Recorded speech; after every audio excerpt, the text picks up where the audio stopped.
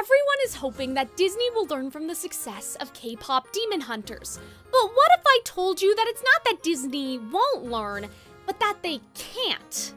In fact, I think that everyone is looking at the success of the movie all wrong, because no one is attributing the phenomenon the movie has caused to the right thing.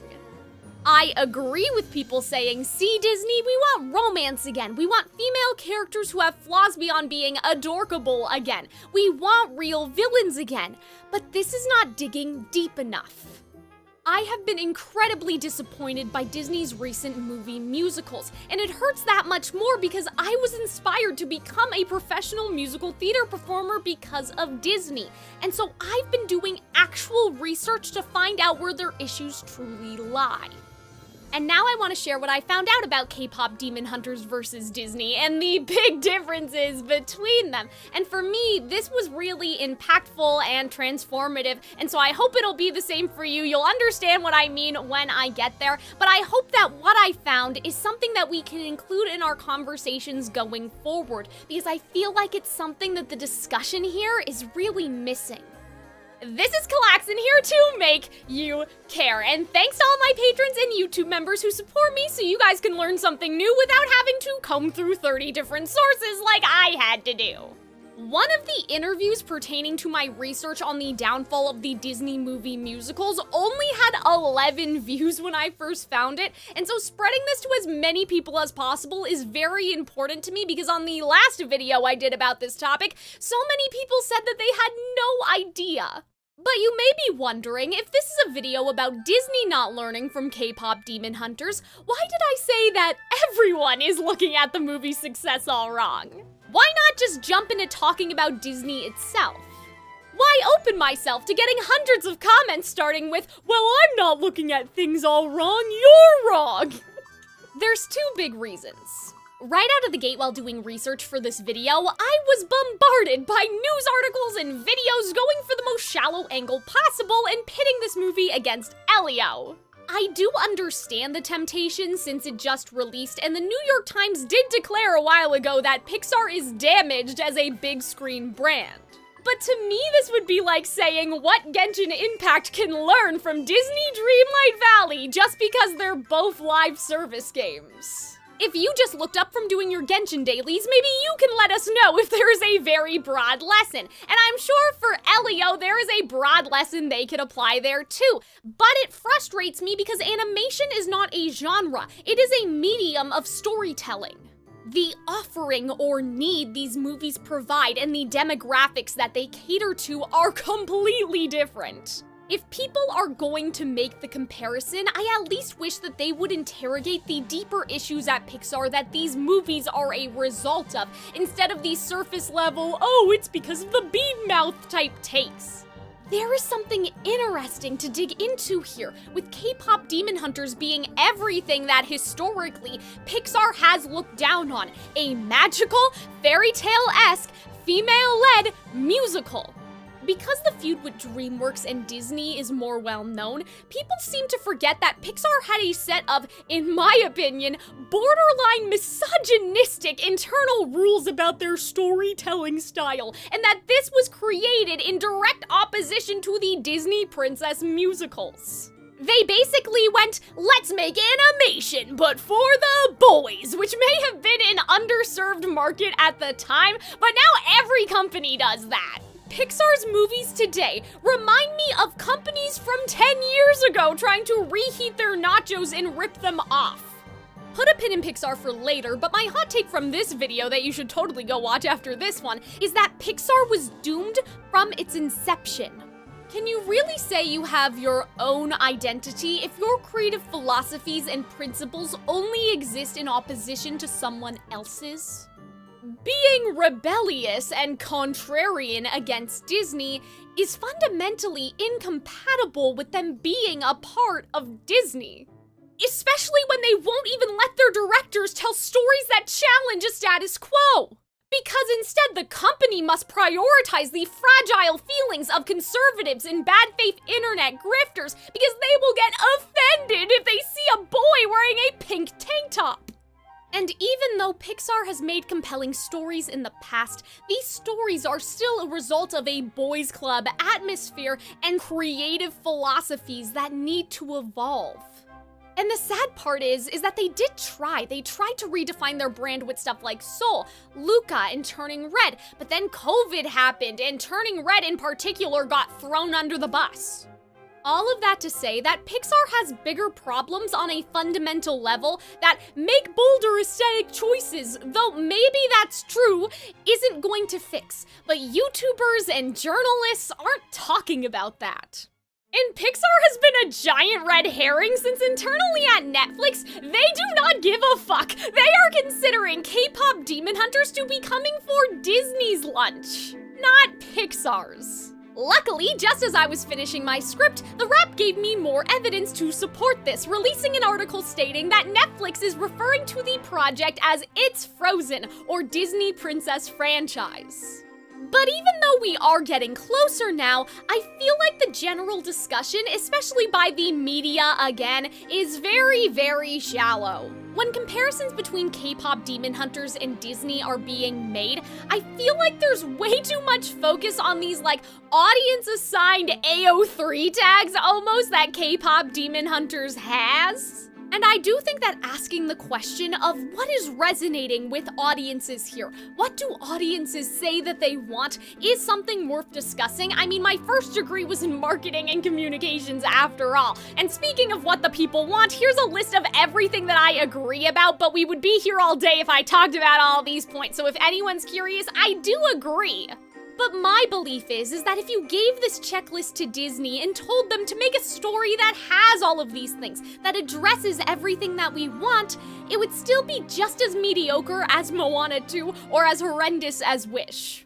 This is something I really feel strongly about based on my research, that even if a fairy godmother descended from the stars and gave them this masterpiece of a story and just told them, make this thing happen, it would be butchered by the Pixar-influenced production process and the storytelling style introduced when John Lasseter took charge at the time of Tangled.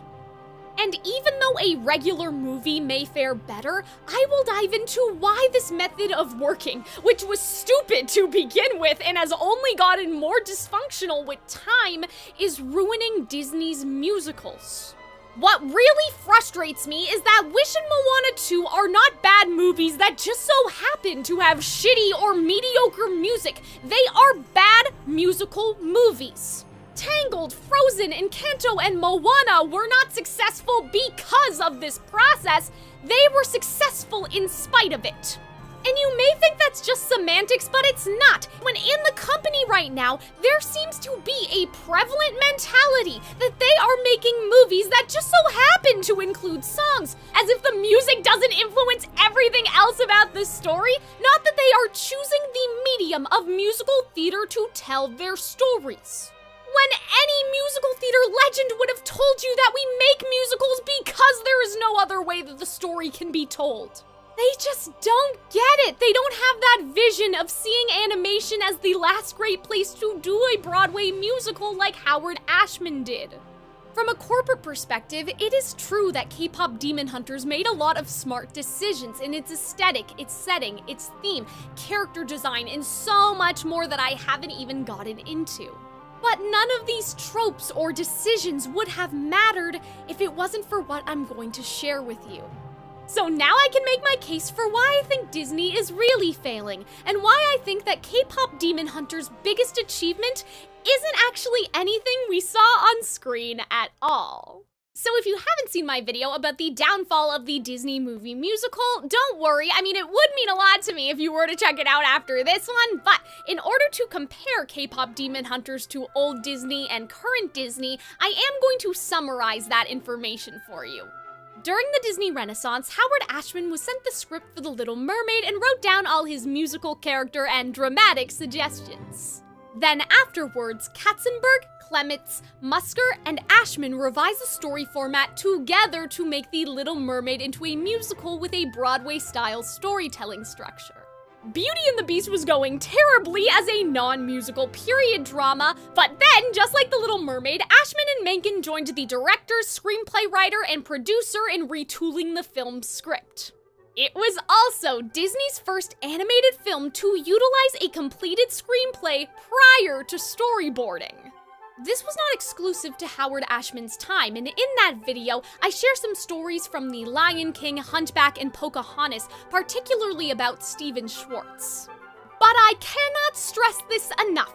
Retooling the scripts together and the songwriters having a seat at that table. And as I said back then, that doesn't mean that there aren't compromises or changes. Even the Renaissance movies have deleted scenes and cut concepts. There are entire books about that. But everyone being on the same page very early, I think, is integral to the film's success. Let's take a look at what happens when everyone is not on the same page, because there is no page! Glenn Slater about Tangled. The script would change on a weekly basis. Half of what we were working on got thrown out. The songwriting duo for Frozen says, Frozen was still being built at the same time as we were writing the music. You have one draft and then 6 weeks later it falls to the floor, then you have to start all over again. We had 27 songs at one point for Frozen. They laugh, putting their arms around one another and mock grimacing as they remember the long hours and demanding schedule. We really had to stick to the calendar or we just wouldn't make it. We were in the basement of our house writing for 9 months trying not to freak out. About Moana, you'd write a song, put it forward. They'd change the story, so you'd change the song. Adjust the story, adjust the song. 3 years of doing this. Jennifer Lee, Julia Michaels, and Benjamin Rice about Wish. Jennifer Lee says Julia wrote this wish before I had even written the script. Julia Michaels about I'm a Star says, actually, when we first wrote it, we didn't have storyboards. We had a little bit of a script, so there wasn't that much to go off of other than these meetings that we had together. Benjamin Rice, this is completely different. Working with Julia on songs that need to be created at the same time as the filmmakers are homing in on the story and working on the animation. I am being so serious, you guys. I feel like every time I work on a script and I have to revisit these quotes, that 5 years has been taken off my lifespan. Like, I'm just immediately exhausted. So if you didn't know any of that and I have already taught you something, let's make my suffering mean something by you subscribing. Okay, but can I just say that speaking that sentence aloud reinforces how batshit this is? Why? Why do the songs need to be created at the same time as the filmmakers are homing in on the story and working on the animation? Like, call me crazy, but it may be better to home in on the story first.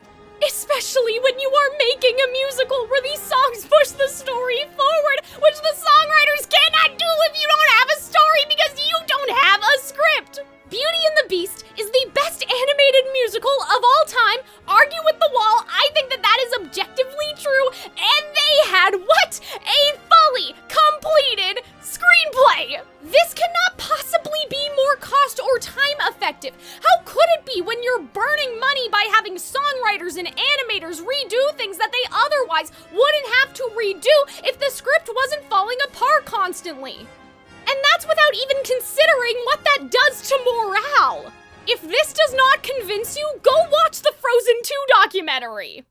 It shows levels of incompetence and mismanagement that I am still surprised that Disney is comfortable displaying to the public.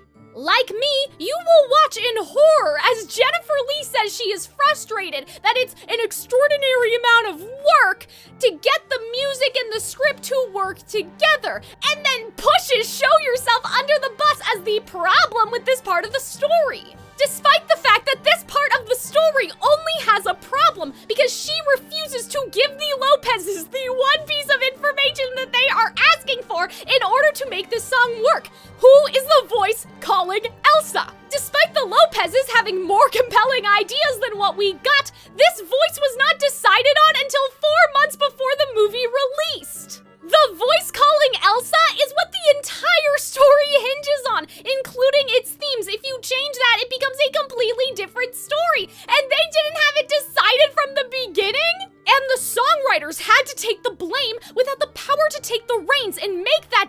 direction that would best serve the payoff that they were responsible for delivering through song. And on that topic, an interview I found with Glenn Slater really opened my eyes, that he talks about how Howard Ashman has the presence and charisma of a director, the experience of a producer, and a sort of power structure that is willing to put the reins in your hands and let you ride. And he expresses his frustration that he is compared to Howard Ashman, but does not get the same opportunities that Howard Ashman had. And as I said in my original video, does that mean I think they should have handed the reins off to, say, Julia Michaels? No!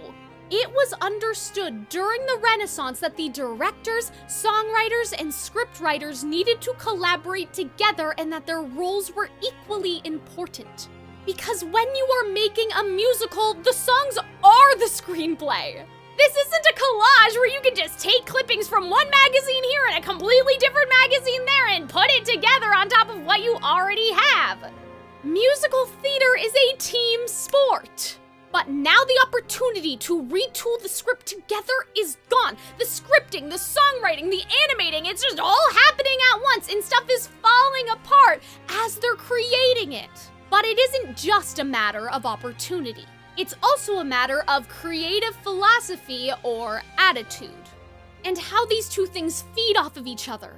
Did changing how production works perpetuate this attitude, or did the creative philosophy or attitude change how production works? And you'll see what I mean. This is where Pixar and the catastrophic damage it did to Disney comes in, starting with Tangled. Where Glenn Slater was told, your job is not to come up with new ideas of what they want to do, it's just to execute the ideas they already have. Steven Schwartz had already left the project because of creative differences, and Alan Menken even talks about how he felt like he had to zip his mouth. I found this buried article from 2011, and so if Glenn Slater's story didn't already make you feel frustrated like it did for me, let me read this to you. I'll let you read the question. So this is Alan Menken. Respectful, yeah, and we're separated by at least 20 years of age. People want to establish their own ground, so when you bring in the sort of old master, that can be a little bit daunted. So on one hand, they're respectful. On the other hand, they go, no, Alan, we don't want that. We want this. And there are times where I have to go, zip's mouth. There's a place in the movie where I had a concept for the score. We had initially had a song for the character Flynn, where he sang a sea shanty. He was singing about what he wanted in life, and his father used to sing him this lullaby. So it's a lusty sea shanty, and he sings it wistfully. And then later on, she sings it to him in a tender way. And the song got cut. Okay, fine. But when we meet Flynn, I said I can almost see this being a Robin Hood moment and really going for that swashbuckling, big thematic chase. And so I wrote the cut that way, and the director said, oh my god, oh my god, oh my god, oh my god, no, no, no, no, no, no, no, no, no. There was a lot of nervousness, and there was a temptation to get defensive and say, guys, this is what we talked about. Sorry, I'll try it again, ... exclamation point. I read this last night and I was fucking flabbergasted, like I'm not even shitting you guys. What the fuck do you mean that Alan fucking Menken feels like he has to zip's mouth? And there is a whole other story about how Alan Menken played song after song for members of the Tangled team without them even showing him the lantern concepts first. And they complained it was too Renaissance-y and too Broadway-y, which is so infuriating. But from this conversation came the revelation that they saw the song in competition with their visuals, saying, we want this all to be about those lanterns, and we don't want it to be about Alan's big ballad. You are making a musical! Disney creative teams of the past were not so insecure. Their visuals rose to the occasion that the songs provided. It is not in the spirit of what collaboration or musical theater is to treat the songwriters like tools who have to zip their mouths and execute your ideas, or for you to want all the glory to yourself and ask them to make their own work worse.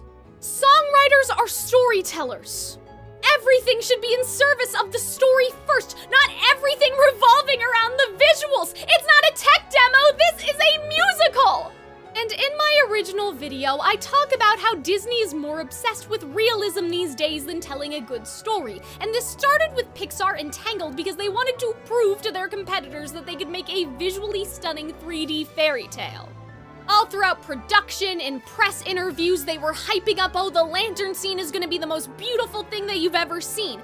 But meanwhile, I See the Light got panned by critics for being shallow and generic, which reflects poorly on Glenn Slater and Alan Menken, even though they were capable of much more.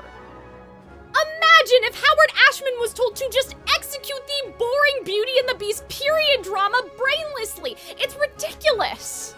And if the songwriters feel like they have to shut up, what happens when a director or a screenwriter has an idea that is objectively bad for a musical? And the songwriters are just told that their job is to execute that shitty idea.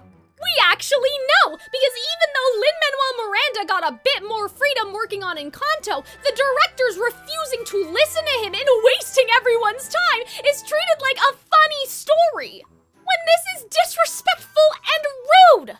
The unique collaboration also pays off when a song isn't the right choice for a particular scene. Bush found this out the hard way. This is one of the same guys, I believe, that worked on Tangled. If an area doesn't want to be a song, you can't make it be a song, he explains. One of the early things I fought for was a song, and I kept telling everyone, it's gotta be in there. Lynn kept saying, I don't think it will work. So he tried a version of it, we screened it, and it super didn't work. The movie will tell you if it's song-worthy or not. But sometimes you have to go on that journey to find out. Do you? The movie will tell you if a moment is song-worthy? It sounds like to me, 3-time Tony winner, 5-time Grammy winner Lin-Manuel Miranda told you it wasn't gonna work, and you didn't listen. The movie didn't tell you that the song wasn't going to work. He did, and you made him do it anyway. What a waste of everyone's time. And now it's time to take that pin out about Pixar because I lay the blame at Pixar's feet.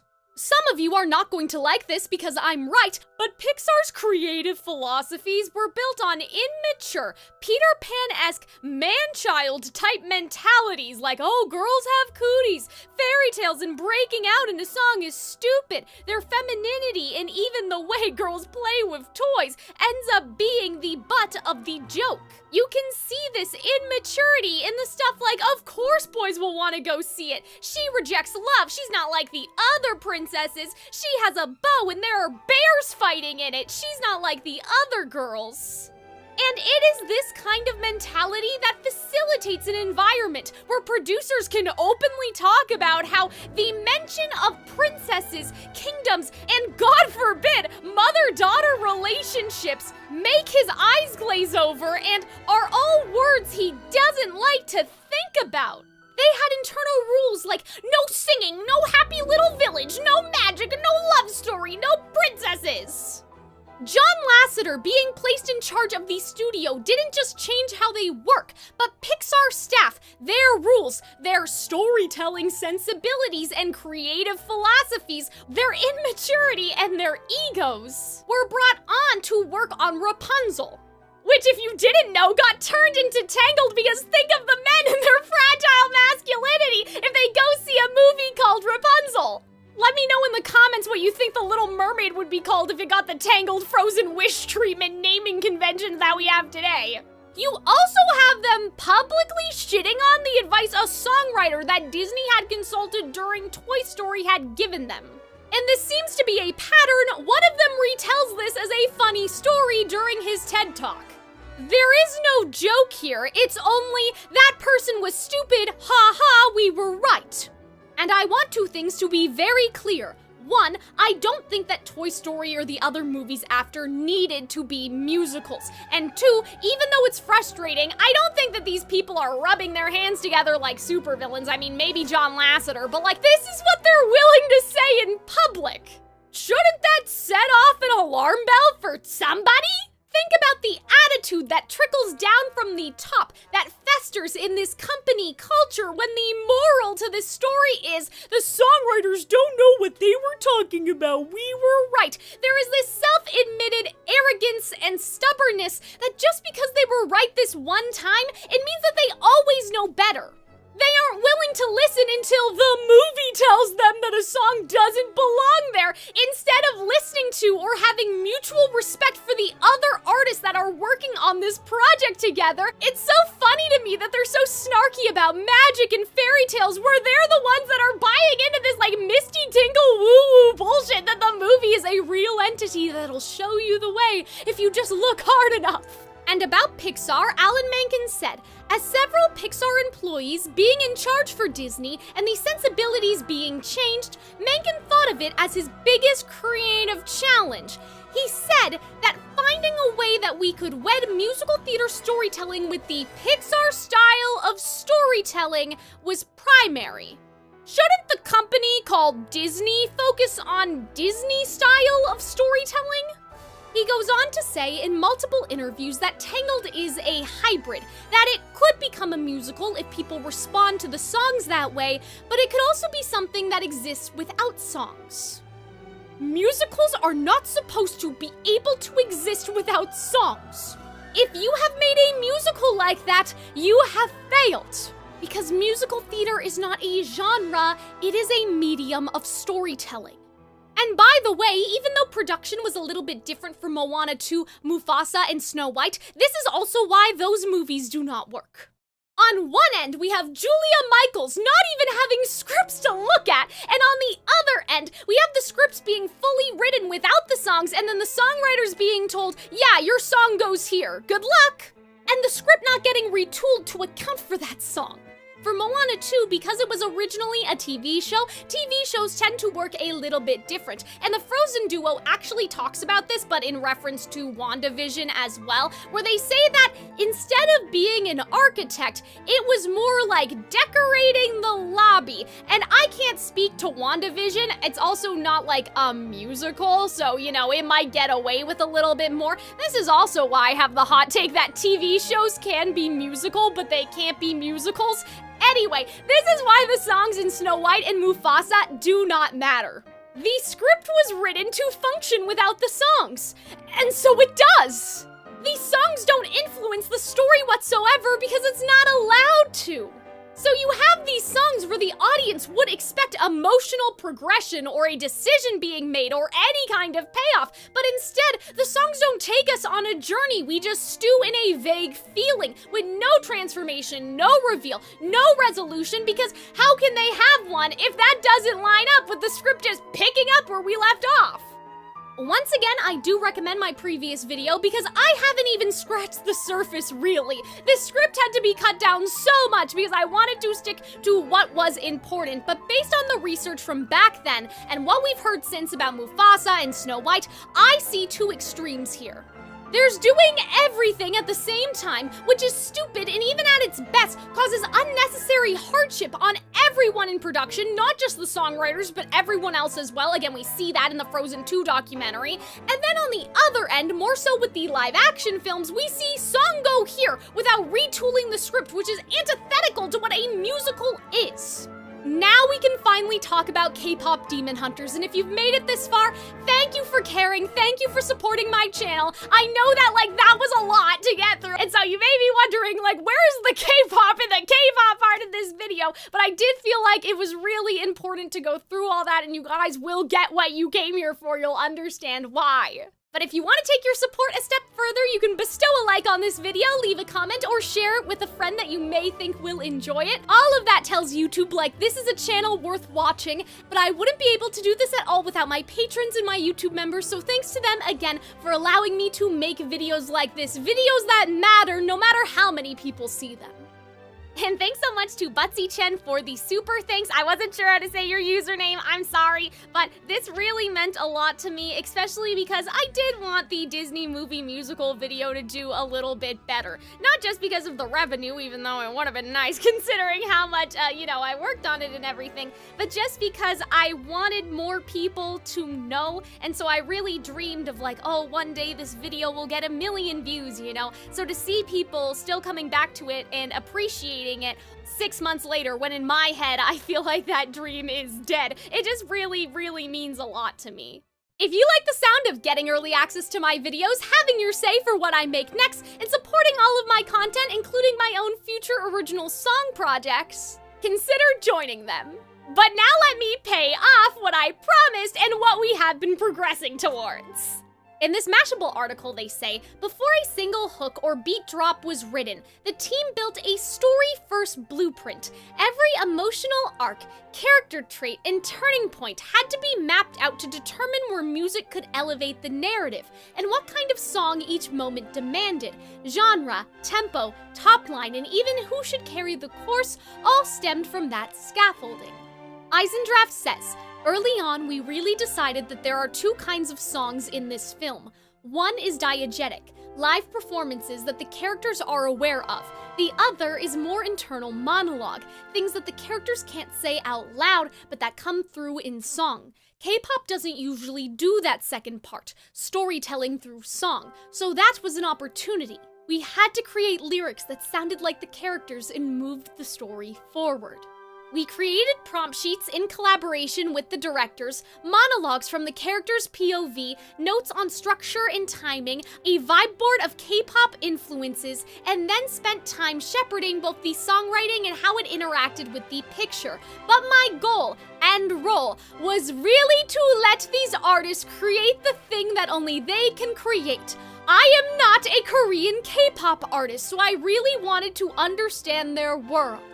You can also read here that they wrote the songs to accomplish what musical theater songs do, while keeping that pop music feeling. Netflix actually released an article where the music producer even calls Golden an I Want song, and they say for the opening that he took inspiration from the Jet song for West Side Story, which I think that that's really cool, and what a weird sort of thing. I wouldn't have thought of that at all. It wouldn't have even been in my top 5, and so clearly you can see that there is an understanding and respect for musical theater here, and pulling from other sources like that for the inspiration. Also, I should mention, Eisendrath has a film and musical theater background, which seems to be very, very important as we keep going. Because in this Rolling Stone article, they said, both of the songwriters credit the strength of their collaboration to the vision of the film's directors and executive music producer Ian Eisendrath, which allows all of the songs to do double duty as bangers on the charts, and also necessary narrative devices on screen. I also found this answer about how Eisendrath was brought onto the project to be very interesting. He was told the Black Label is on board to write songs, but they're going to need a lot of support in terms of how to make these songs filmic. Also, the directors and producer really need someone to develop musical language and to figure out how songs fit into the narrative. Can you guys tell that this all makes me really, really happy, and we aren't even done yet? How was this process different for the songwriters who are used to K-pop songwriting camps? Also, can I just say, I want to know more about that. I want to go to K-pop songwriting summer camp. But anyway, we spent about 3 years working on these songs. The first year was spent beating out what these songs needed to be for story, for character, for music, vibe, and how all of that fits together. Because you're not just thinking of a song, you're thinking about a musical arc for the entire film! Thank you! Oh my god! So that work was going on one side, and then on the other side it was figuring out how we can all work together in the way that all of these writers work best. All of these writers, not just songwriters, because songwriters are what? Storytellers! They are the writers of the screenplay too! And my favorite part! In many ways, K-Pop Demon Hunters is a musical that hides many of the conventions of that genre beneath the outer layer of catchy K-pop tracks. And what are those conventions? That a song does not start and end in the same place story-wise, that the audience can feel like that it is critical to the story. Even with a performance song, we always want to make sure we're using the real estate to shed light on story and character. I could kiss this man! What a massive difference between this and everything that we discussed with Disney! There is no, we want this all to be about those visuals, not to be about Ellen's big ballad in here! To shed light on story and characters! Story first! And even though a lot of demos got made and things still got cut, do you know how happy I am to hear someone say that a song does not start and end in the same place story-wise? Oh my god, the bar has just been on the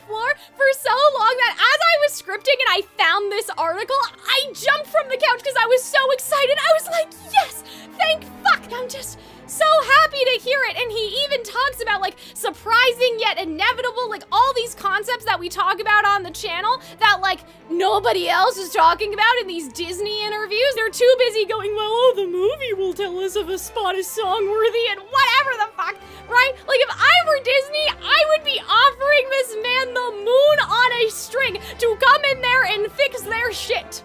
And what is so hilarious about this, you guys, is that he has worked for Disney. He worked on the new Snow White, but even though he is everywhere giving interviews for K-Pop Demon Hunters, I cannot find a single interview with him that isn't just 20 seconds on the red carpet or something. Even Pasek and Paul, like I could not find anything of substance, and maybe it's just because there's like too little interest in asking these questions. Like the journalists aren't gonna write articles that aren't gonna get clicks anyway because nobody cares about Snow White, but it makes you wonder if Disney has realized that these songwriters were being a little bit too honest, and so that's why we haven't been able to find anything.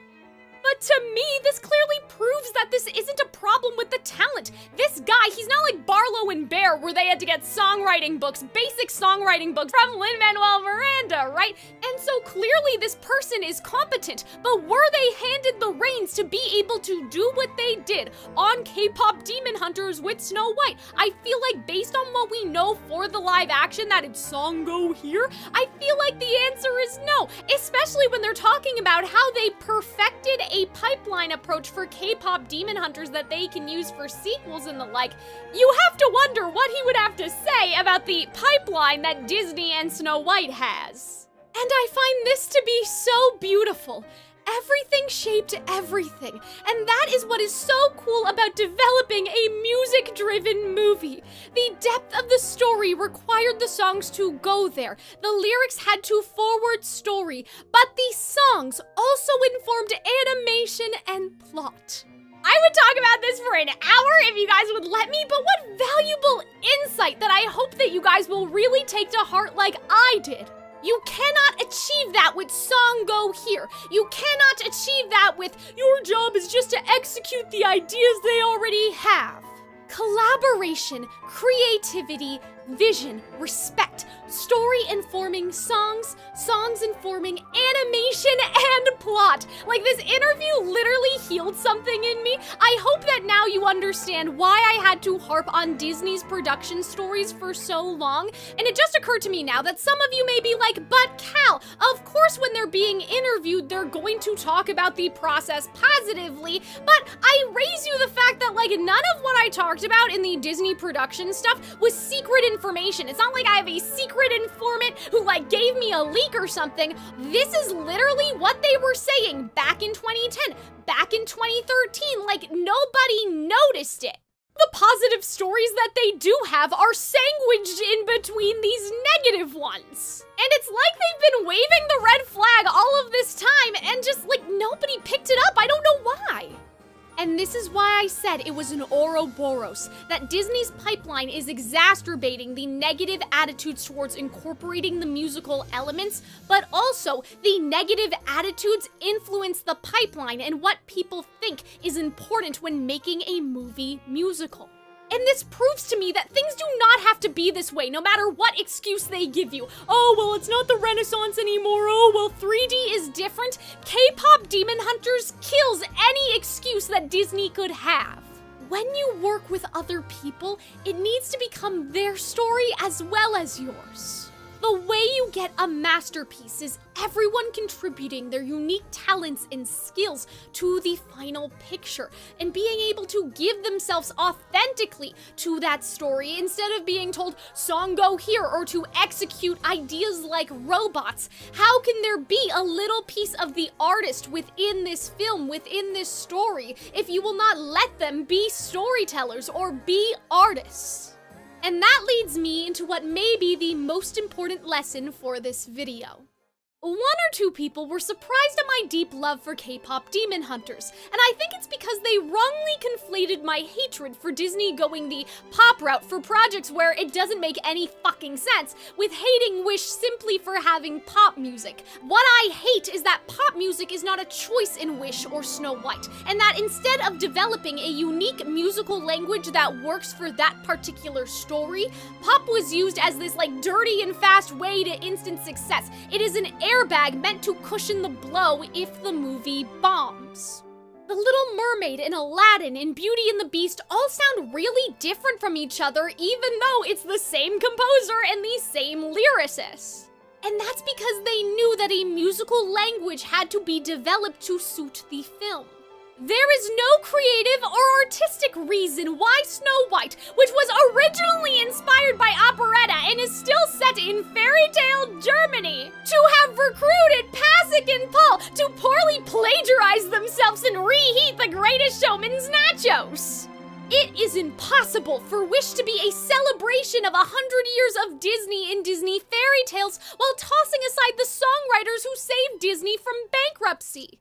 But the musical language of K-Pop Demon Hunters is anything but cheap. It is sincere in how they use musical theater storytelling conventions in the background while celebrating K-pop, which means something to the narrative and the characters and their lives. This is a matter of sincerity. The Pixar style of storytelling is fundamentally incompatible with the idea of a musical because musicals are vulnerable and sincere and unapologetic. But you'll notice that Tangled and Frozen and even Moana and Encanto, though again not anywhere near as bad as Wish and Moana 2, are constantly apologizing to the audience for being what they are.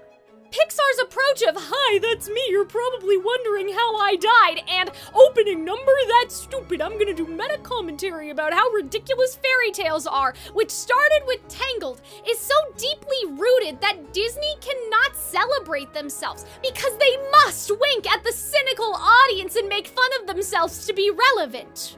Because this is the way that audiences are now. But is that really true? And Pixar does have sincere moments, but they are buried under a lot of snark and immaturity and low-effort humor and Marvelisms to get there, whereas Disney was built on sincerity ever since Snow White. Fairy tales and musicals work so well together, I think, because it has to have that sincerity in common.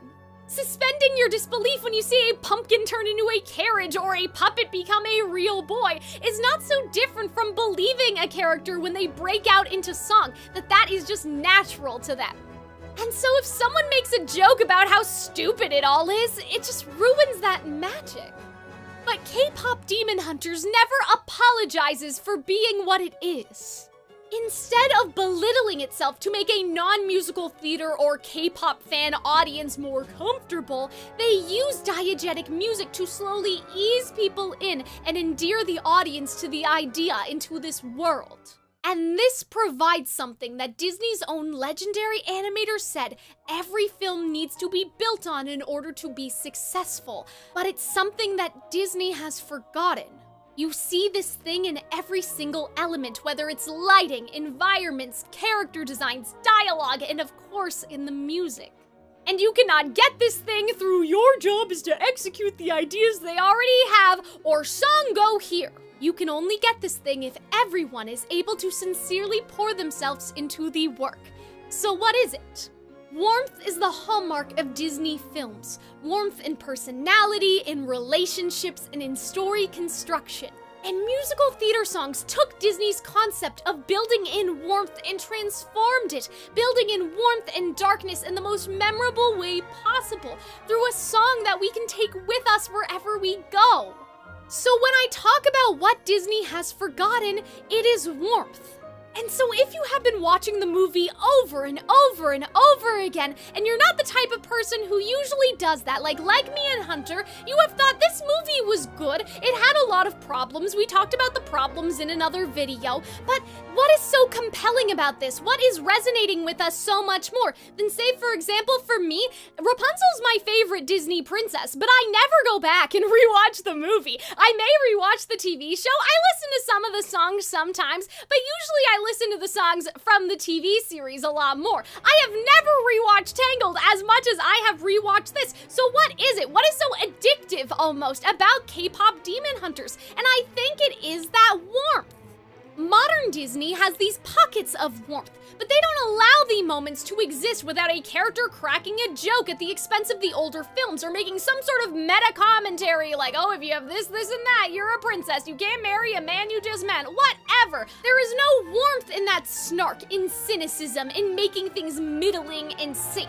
There is no warmth in music that was only made for the sake of marketing, while forgetting that they literally were not prepared for part of your world to be the hit that it was, and so they didn't prep a radio version for it or send it out or anything. They had to scramble to get it. That was the thing that was topping the charts, a musical theater song. Not whatever Wish and Moana 2 are doing. And boy, does that statement for the Moana 2 girl being like, oh, give it a month, all the kids will be singing it, look really stupid now when they have failed. And maybe part of that was Lin-Manuel Miranda having to teach them what an I Want song is. Meanwhile, we see Eisendrath perfectly understand everything that a musical needs in order to succeed. And that the K-Pop Demon Hunters team, it's not just that they understand, they have this true passion for musicals that I just feel like is so hard to come by.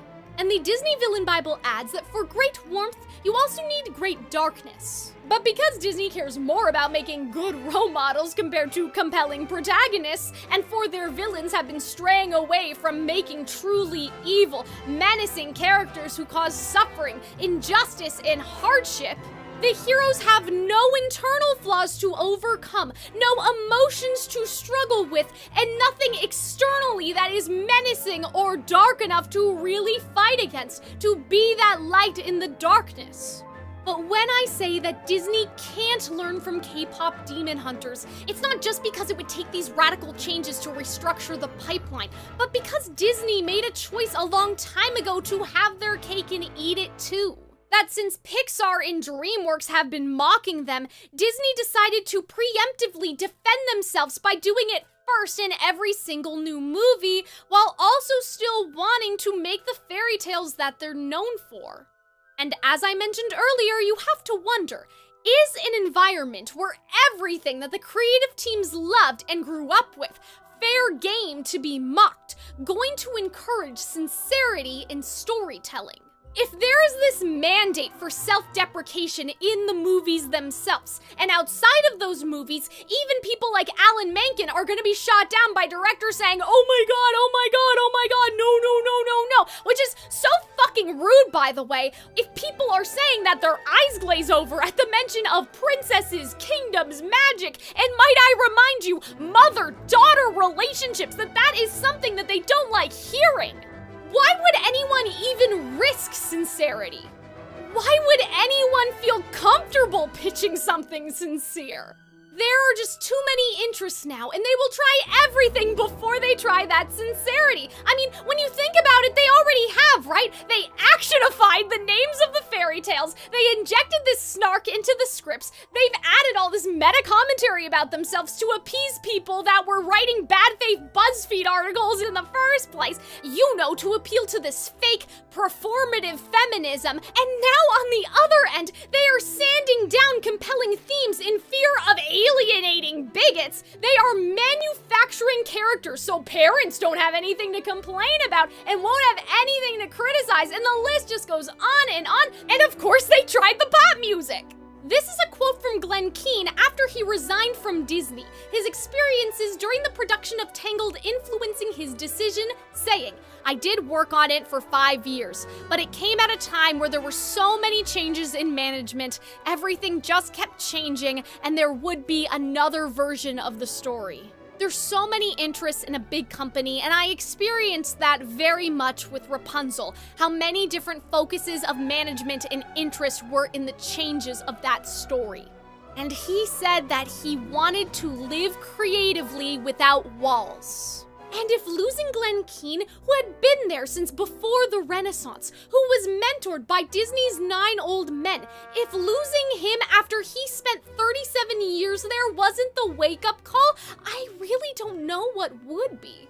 Who will allow the directors, screenwriters, songwriters, and everyone else in between to live creatively without walls? Even though Eisendrath is not Sony or Netflix, and even though there's always going to be capitalism and bureaucracy and stakeholders and bullshit, something he said gave me a lot of hope for the future of the animated musical in a way that nothing else has been able to.